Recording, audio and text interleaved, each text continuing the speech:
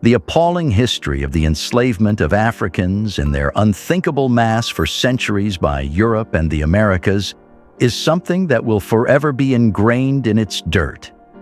Between 1690 and 1865, enslaved males and females were stolen from their native countries and brought far aboard shores, forever lost from their homelands to these places, only to become subjected to grueling labor, mental and physical misery, and divested of their rudimentary human right to life and liberty. They were beaten heartlessly, disunited from loved ones at the will of slave owners, and, regardless of sex, considered property by law. There are paramount factors that distinguish the treatment of male slaves from female slaves.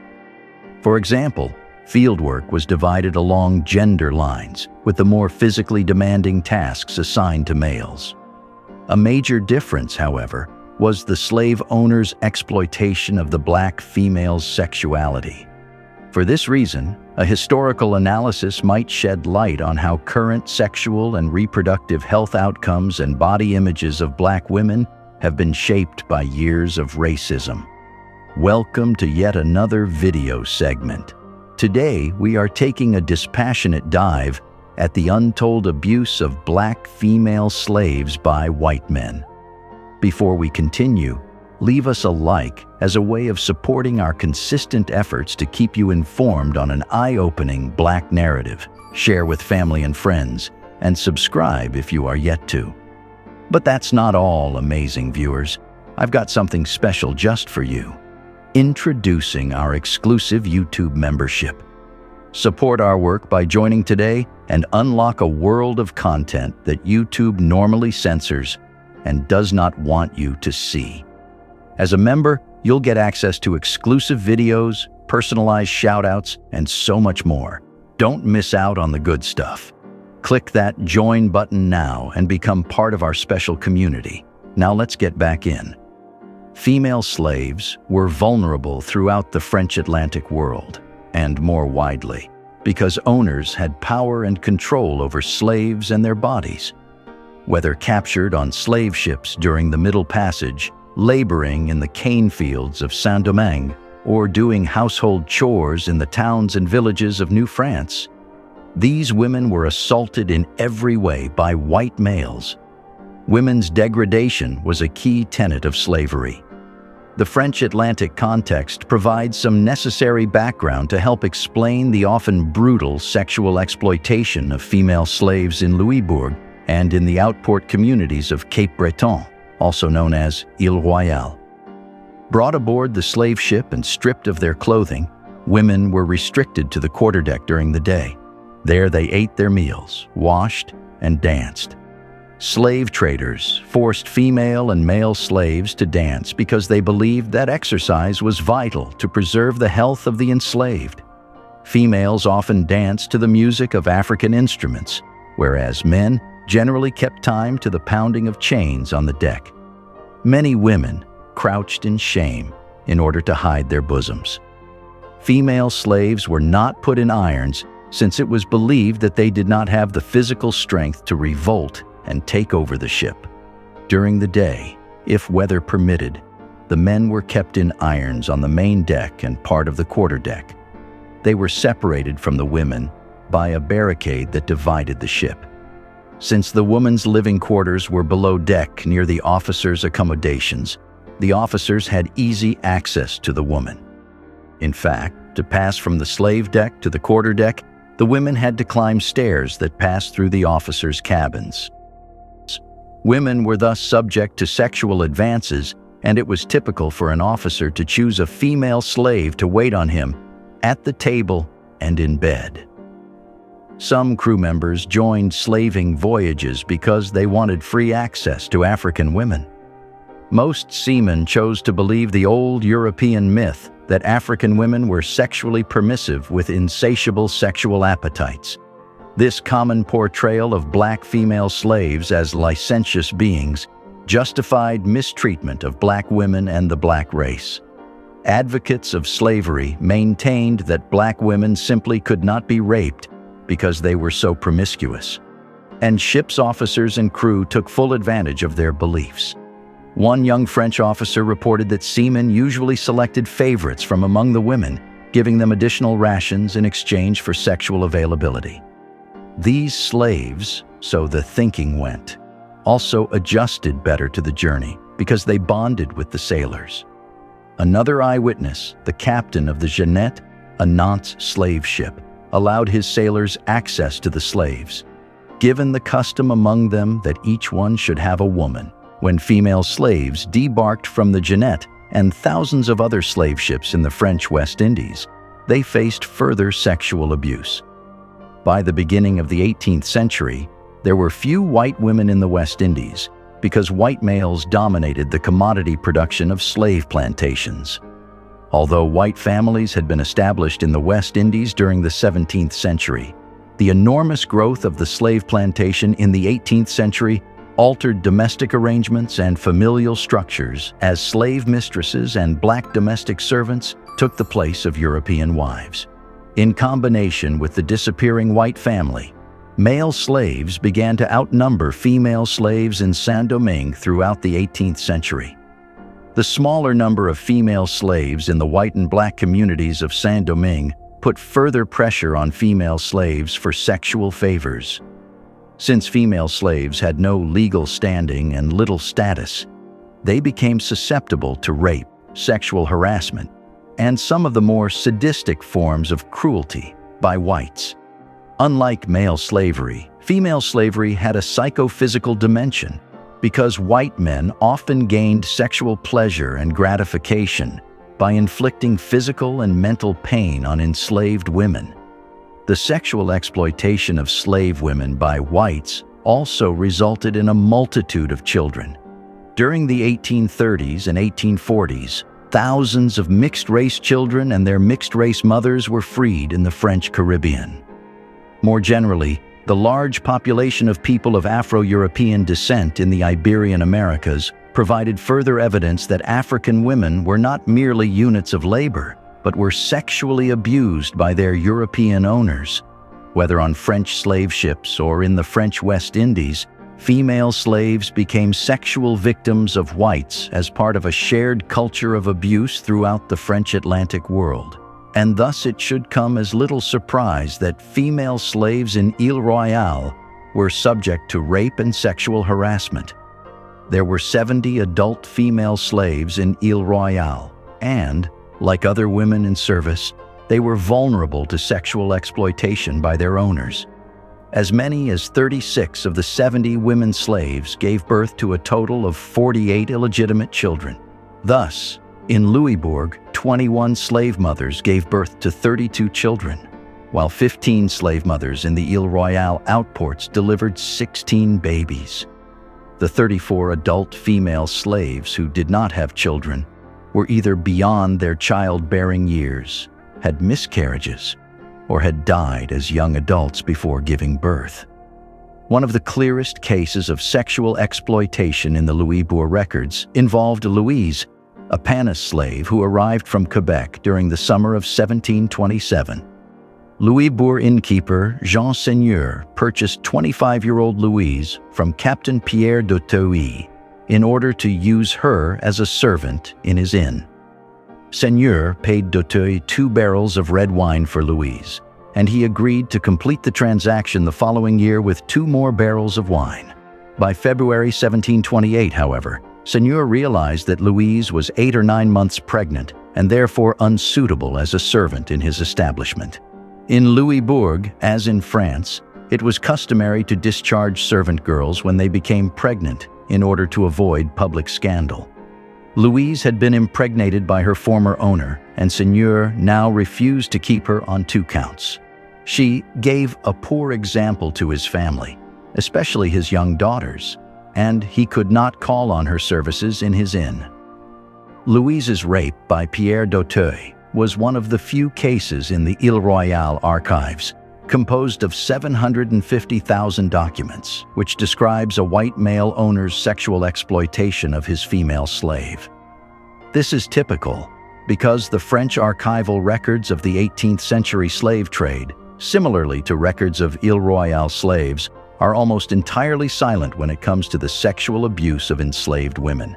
In spite of the sheer number of the 1,101,000 French slaves imported from Africa to the French West Indies from 1701 to 1800, and the ready access of the officers to the women on thousands of French slave ships, there is little or no mention of women having sexual relations with white officers or seamen. Throughout the French Atlantic, white slave owners exploited their female slaves, including the French West Indies and Ile Royale. Slave women suffered and were coerced on two levels, from slavery itself and from males, whether black or white, slave or free. By 1730, slaves made up 4/5 of the French West Indies population, and thus the French islands had more in common with the English and Spanish islands than with the northern colonies of New France. And yet, the great majority of black slaves who were brought to New France, including Ile Royale, were either born in the French West Indies or came to the colony after having been seasoned in the islands. Marie-Louise, a native of Guinea, Africa, and the slave of merchant Louis Jouet, was one of the most exploited slave women in the colony. Marie had 9 illegitimate children while working in the Jouet home. Slave women in Ile Royale were subject to abuse even in remote and isolated communities.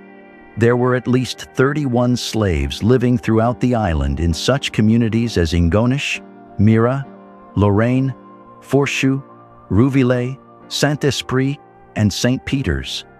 Of the 31 slaves, 16 were children born to 15 slave women from approximately 1713 to 1758. Although the parish records for most of the outports have not survived, the fishing community of Saint-Esprit was an exception. Marie, a young black slave woman, for instance, lived with her owners, Jean Perret, and his wife, Marguerite Guyon. Jean Perret had married Marguerite on 18 January 1735. She had 2 children by a previous marriage. Madeleine, the first of Marie's 2 children, was born on 12th of May 1743.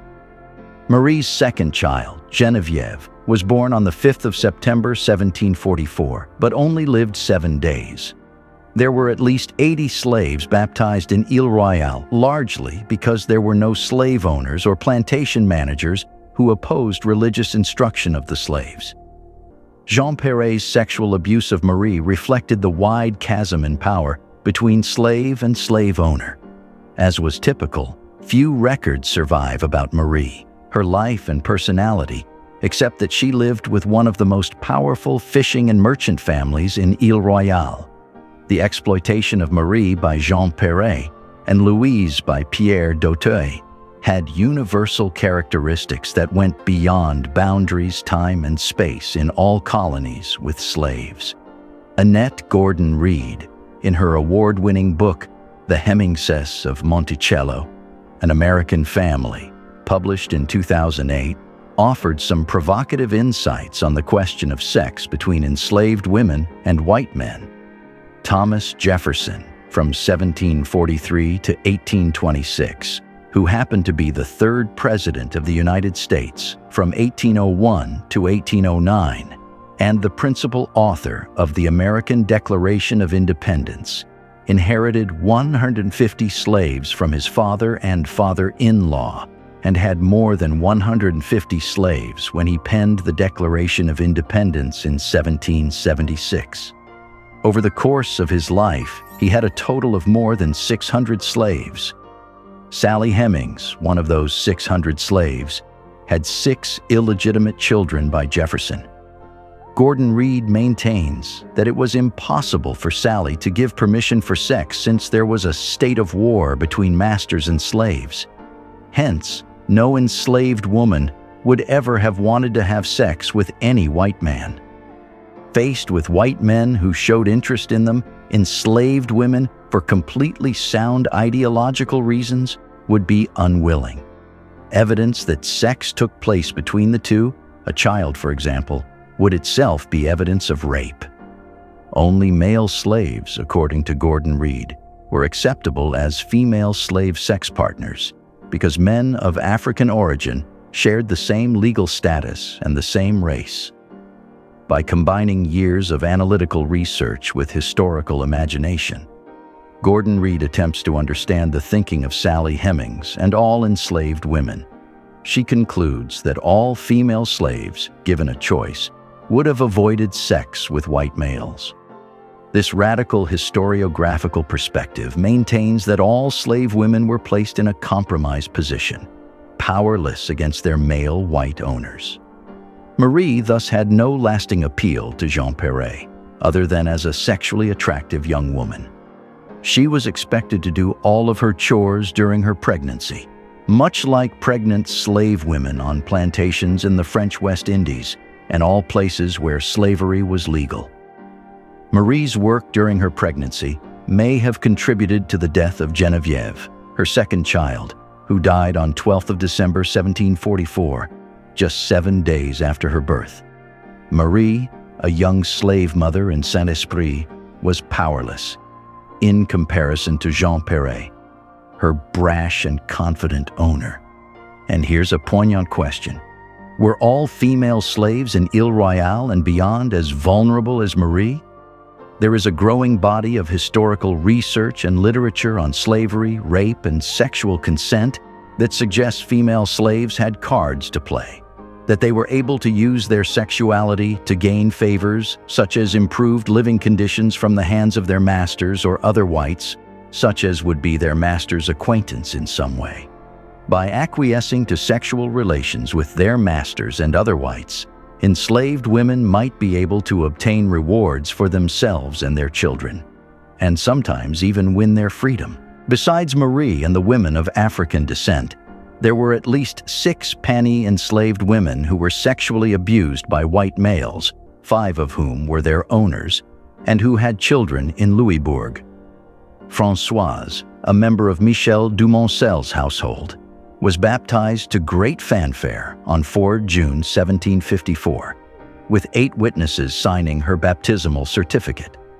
Dumoncel, a successful merchant, and his wife Geneviève Clermont had lived in Louisbourg since 1733 and had 6 children by the time they purchased Françoise in 1754. The elaborate baptismal ceremony, together with his wife and 6 children who were present at the ceremony, did not prevent Dumoncel from impregnating Françoise, who delivered baby Marie-Jeanne, a daughter, on 9th May 1757. Françoise doubtless had a son by Dumoncel as well, because there was an anonymous male who died when the Dumoncel family debarked at La Rochelle on the 28th April 1759. As was customary, when a slave had a child, the name of the father was not mentioned in the baptismal records. Marie-Anne, another Panisse, shared much the same fate as Françoise. Purchased by Louis Lagroix, another prominent Louisbourg merchant, and his wife Magdeleine Morin, Marie-Anne helped to look after the 3 young Lagroix children and had her own child, Jean-Joseph, by Lagroix in 1758. Slaves such as Marie-Anne and Françoise had children by their slave owners, and yet the families remained intact because the wives ignored their husbands' sexual abuse and continued in the pretense that all was well. David Eltis has examined gender and slavery in the early modern Atlantic world in his book on the rise of African slavery in the Americas, published in the year 2000. An expert on the transatlantic slave trade, Eltis concluded that the nuclear family and European serial monogamy were not endangered by slavery in the Americas in spite of the European dominance over Africans. European settlers in the New World did not reshape European norms in family and sexual conduct, whether they were living in predominantly slave or predominantly free societies. The same pattern held true in Ile Royale. Of the 277 French slaves in the colony, there were 70 adult females who served as domestic servants and nannies, and who helped mothers cope with the stress of bearing children. Although these enslaved women assisted young mothers, they were vulnerable to sexual assault, and 36 of them bore illegitimate children. Skin color did not matter in terms of white males' sexual desires. Slave life in Ile Royale was shaped by the history and culture of the island. Yet it also reflected the lives of slaves throughout the French Atlantic world, where racism and slavery went hand in hand. The wives in Ile Royale and other French slave colonies looked the other way and preserved harmony within their families, and the abuse of slave women continued unabated. The unspeakably depraved treatment of black female slaves has contributed to the disparities in sexual and reproductive health today. The experiences these female slaves endured included public nudity, nude physical auction examinations to determine reproductive ability, rape for sexual pleasure and for economic purposes, reproducing children who could become slaves, intentional abortion to women who were pregnant as a result of rape-generational poverty, and hypersexualization. And where do we even start from? The ordeals, unthinkably vast and laden, strong enough to hack a mind. The traces penetrating the DNAs of generations. Some sources estimate that 58% of all enslaved black women aged 15 to 30 years old were sexually assaulted by their slave owners and other white men. Early adolescence for enslaved young women was often difficult because of the threat of exploitation. For some, puberty marked the beginning of a lifetime of physical, sexual, and emotional abuse from enslaving planters and their wives, overseers, and members of the planter family.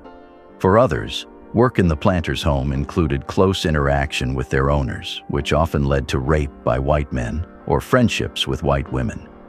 House servants spent time tending to the needs of their plantation mistresses, dressing them, combing their hair, sewing their clothing or blankets, nursing their infants, and preparing their meals. They are on call 24 hours a day and would usually spend a great deal of time on their feet. Agricultural laborers served as the core of the workforce on both rice and cotton plantations. Since enslaving planters reserved artisan positions for enslaved men, the majority of the field hands were female. Enslaved women constituted nearly 60% of the field workforce on coastal plantations. Commenting on the work of enslaved females on his coastal estate, one planter noted that women usually picked more cotton than men. Enslaved women often were in the fields before 5 in the morning, and in the evening they worked as late as 9 in the summer and 7 in the winter. They prepared fields, planted seeds, cleaned ditches, hoed, plowed, picked cotton, and cut and tied rice stalks. Enslaved women also cleaned, packaged, and prepared the crops for shipment. From adolescence, black female slaves were subjected to their masters' desire for them to reproduce, because increasing the number of slaves resulted in an increase in profits. Whether it be forceful or subtle, there were instances of sexual intervention that occurred at the hands of the slave master. The physical as well as psychological struggles that came with childbearing were enormous for enslaved women. They were expected to put the needs of the master and his family before those of their own children. The slave mothers on large plantations returned to the fields soon after giving birth, leaving their child to be raised by others. On a smaller plantation, the responsibilities of slave mothers were simply added to their usual duties. Slave mothers often intentionally stayed in bondage to avoid being separated from their child, while their male counterparts attempted to escape.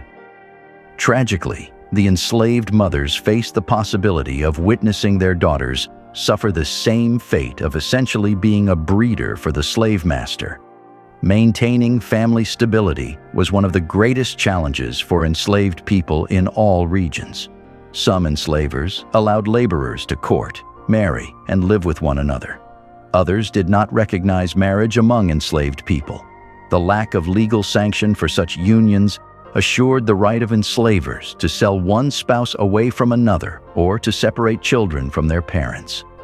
Nothing lowered morale among enslaved laborers more than the uncertainty of family bonds. William and Ellen Craft, self-emancipated fugitives from slavery in Georgia, had this to say together: "The fact that another man had the power to tear from our cradle, the newborn babe, and sell it in the shambles like a brute, and then scourge us if we dared to lift a finger to save it from such a fate, haunted youths for years, and ultimately motivated them to escape. It is dismaying to consider the mental state of those who endured such treatment, and disheartening to develop a hypothesis as to whether all, and not just some, of the experiences that Black women faced during the duration of slavery are listed above. Are there supplemental egregious experiences that occurred?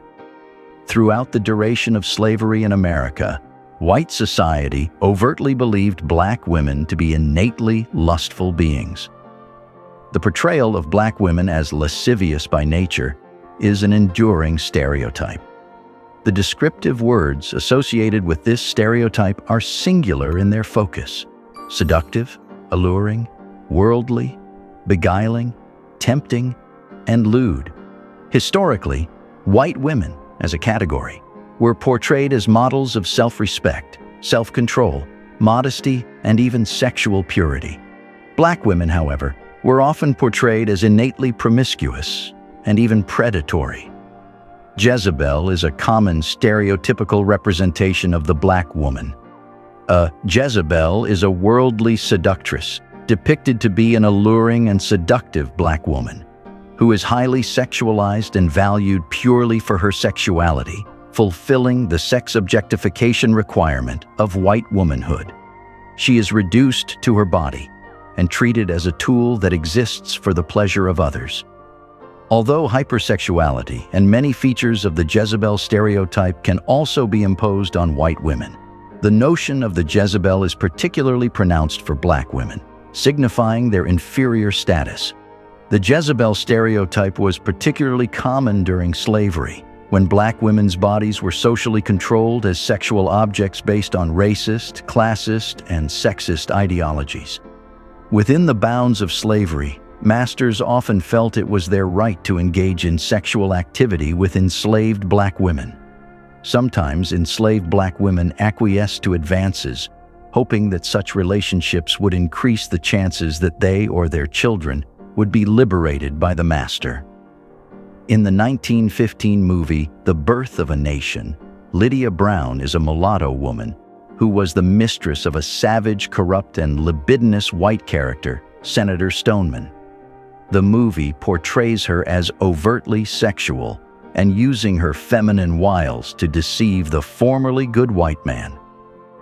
While cinematic depictions portraying Black women as sexually promiscuous became a commonplace only in the 1960s onward, it began in 1915 when images of Black women displaying such overt sexual behaviors were shown on the big screen. Although the Emancipation Proclamation granted freedom to the enslaved, the Jim Crow era and Black codes set a new way to carry out the immoral sexual treatment that Black women endured. The Jim Crow laws were a collection of state and local laws that enforced segregation, thus systemizing racism. Black codes were restrictive laws designed to prevent the liberation of Black people and maintain their availability as a frugal labor force after slavery was abolished during the Civil War.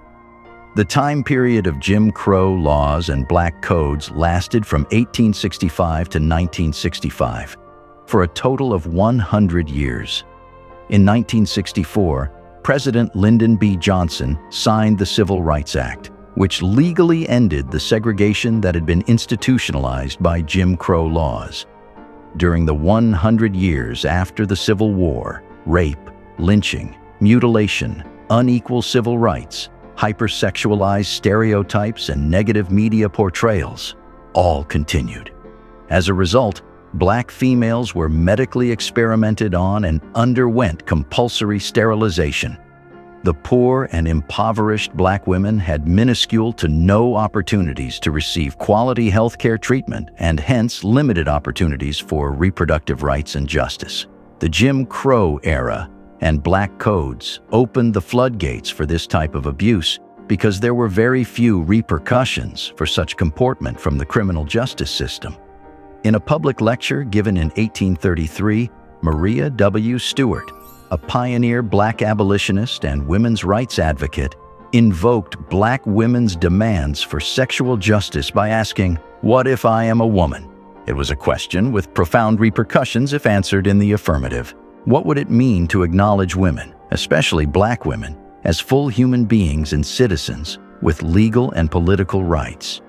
If black women were granted not just the rights of life, liberty, and happiness, but additionally self-sovereignty or agency, then they would, withal, be entitled to the legal protections of those rights. By asking the question, Stewart asserted the essential humanity of black womanhood and called for the recognition and inclusion of black women as full human and autonomous beings, the owners of their own bodies with the facility to withhold consent. In closing, the untold abuse of black female slaves by white men is a harrowing aspect of history that demands acknowledgement and reflection. By examining specific cases and historical examples, such as that of Thomas Jefferson and Sally Hemings, we confront and uncover the harsh reality of the deeply ingrained systemic oppression and patterns of exploitation. It is crucial to confront this painful history to better understand the enduring legacy of slavery and work towards building a more just and equitable future, ensuring that the voices of those who suffered are not forgotten. That brings us to the end of this interesting video segment. Stay put and look out for more engaging, mind-moving episodes on the abuse of black female slaves by white men. Don't forget to support our efforts and keep our channel growing by leaving us a like down there. Share with your families and friends to keep spreading our eye-opening black narrative, and subscribe if you are yet to do so. Your encouragement goes a long way. Thank you for watching.